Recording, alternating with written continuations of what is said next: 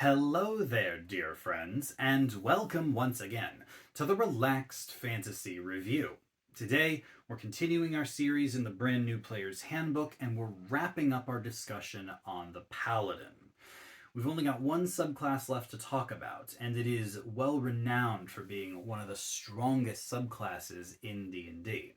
It's actually a reprint of the 2014 Player's Handbook, The Oath of Vengeance. Paladins that swear themselves to show the wicked no mercy and fight injustice. Very Batman-y. But has the Oath of Vengeance maintained its place as the strongest Paladin subclass? How have the new rules affected it? We'll get into the details in just a moment. Before we do, though, I'd like to let you know, Relaxed Fantasy Review has memberships. For just $1 a month, you can support me here on YouTube and get a couple benefits. First, you get a little badge next to your name in the comments, letting folks know you're a supporter. Also, you get early access to my videos. I upload videos Monday, Wednesday, and Friday, and I upload them a day early for members only. And finally, you get access to the VIP room in my community Discord. The Discord's free for all to join. You're very welcome to find the links in the video description or the channel page and hang out in the Discord, but members get to come in the VIP room and talk directly to me about D&D, the channel, whatever they like. If any of that sounds interesting to you, you can click the join button just down there next to the subscribe button. And if it doesn't interest you, that's fine too. Come hang out in the Discord, maybe hit the like and the subscribe buttons. Those are wonderful ways to support me. So thank you for watching my content here on YouTube. So the Oath of Vengeance begins off with their vengeance spells. This is an expanded spell list, and as expanded spell lists go, it doesn't get much better than this. You've got Hunter's Mark and Bane. You've got Misty Step and Hold Person.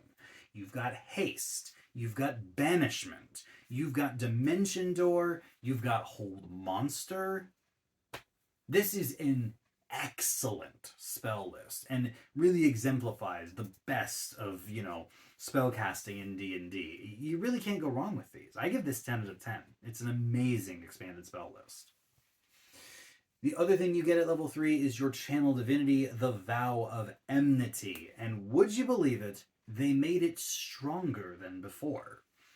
Now, when you take the attack action, you can use Channel Divinity to utter a Vow of Enmity, granting you advantage on attack rolls against that creature, against one creature, for 1 minute, or until you use this feature again. So already, it doesn't even take a bonus action. You just do it as part of the attack action, so it's action economy friendly. Also, if the creature drops to 0 hit points before the minute is up, you can transfer the vow to a different creature. No action required again. So yeah, Vow of Enmity is easy to set up, and it can be used on multiple targets, which was one of the big Oath of Vengeance's weaknesses, that they could only do it with a Channel Divinity, and then when that target was dead, it was over. Now you could do it on the minions. You, bang, with advantage. Next guy, bang, with advantage. Doesn't take any action to move it around. Wildly powerful. And basically meaning that as long as you've got Channel Divinity, you will be attacking with advantage all the time. No need for setup. 10 out of 10. Absolutely ridiculously strong. Then, level 7, you get the Relentless Avenger feature. This is actually the only paladin in the new Player's Handbook that doesn't get an addition to their aura.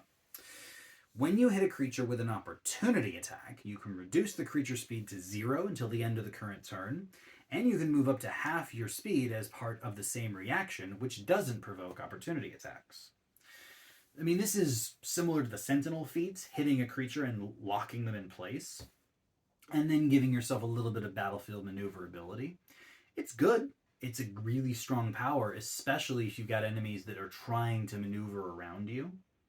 I would definitely pair this with a Sentinel feat if I had it, which would make it easier to hit those opportunity attacks. It's just not stupid powerful. You're not getting any extra damage or any extra, accuracy. Just a bit of speed, a bit of maneuverability, and a lockdown effect. So I'm going to give this 9 out of 10. Then, level 15, the Soul of Vengeance feature. Immediately after a creature under the vow of enmity hits or misses with an attack roll, you can take a reaction to make a melee attack against that creature. So, you've used your vow of enmity on the boss, or the big bad, whatever you're fighting. It doesn't have a save, so it just automatically works. And now, if that creature attacks, whether they hit or miss, you can reaction attack them, whether they're attacking you or another person. This is just a permanent weaponization of your reaction, which is usually a really powerful thing. If you have a way you can weaponize your reaction, that's awesome. This just does it for nothing. No costs. You're going to be using your vow of enmity all the time anyway. So now you get extra attacks, and they have advantage too. So, yeah, 10 out of 10. Can't complain about this one either. Finally, level 20, you get your Paladin super form, and for the Oath of Vengeance, it is the Avenging Angel. Enter it as a bonus action, lasts for 10 minutes. You can do it once per day, or spend a 5th level spell slot to do it again. And in this case, the Avenging Angel gets a flying speed of 60 feet with hover, so they can't even be knocked out of the sky. And any creature that begins their turn within the Paladin's aura of protection that is an enemy, they have to make a save or they become frightened of the Paladin for 1 minute. And attacks against the frightened creature have advantage. Which is kind of redundant at this point because you've had perma advantage against everyone anyway. But the flying speed is great. And I guess if you're out of channel divinities, then you could use this. You know, I definitely could see this being used at like the boss fight or something. But yeah, it's fly alone. Concentration free fast flight with hover is automatically really, really good. And then you just add in this fear effect. Yeah, I give this 10 out of 10 as well. I think the Oath of Vengeance is still the strongest Paladin subclass, and somehow they didn't even try to nerf it. They actually made it way stronger than it used to be. I don't know how you pull that off. This is 10 out of 10 and is by far the strongest Paladin subclass. I think that the other 3 that are printed in the book are fine. There's nothing wrong with them. Like, you still will have a good Paladin experience with them. But this is just so strong that it feels like you're playing a different game at this point. Like, it's one thing when you've got flavor differences and one might be a little objectively better, but this is so far above that I would say that it's kind of problematic. I think that the original Oath of Vengeance was less problematic than this one. This one is too powerful. I'm not saying I'd ban it at my tables, I wouldn't. But I definitely would be throwing some bigger challenges at a party that had an Oath of Vengeance Paladin with this version. It's that good. It is game-definingly good. 10 out of 10. Nice job, Wizards. You broke it. You broke it. And it's so good. This has been the Relaxed Fantasy Review. If you enjoyed the video, please like and subscribe down below. Have a look for the join button down there, and keep your eyes peeled for more subclass reviews coming down the line soon. Have a good one, my friends.